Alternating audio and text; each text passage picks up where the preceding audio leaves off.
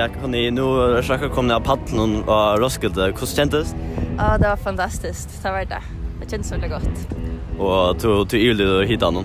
Ja, jag var inte hejt. Det var en sån kjola som inte stylisten gör Marie Just, inte Jönsson. Och det verkar som, det var förresten som ett tält över, men jag vet inte det så. Jag huxade inte om det mer vi spalte. Det var som lagt nå eller i värsel.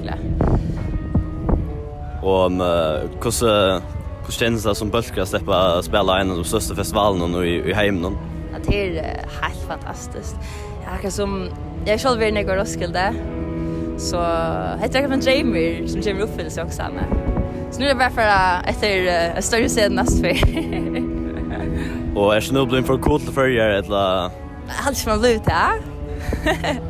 Nej.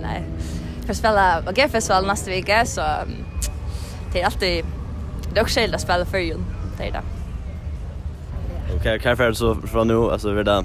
Jo, alltså bara nu är vi det är en sån processar som har just sanger och arrangera där och inspalt där. Så nu är det hållit upptaget nästa plattorna och hon vi får faktiskt om 2 veckor upptaget efter. Så har vi Jens Ladekar Thomsen som är producent och så för det lite det sista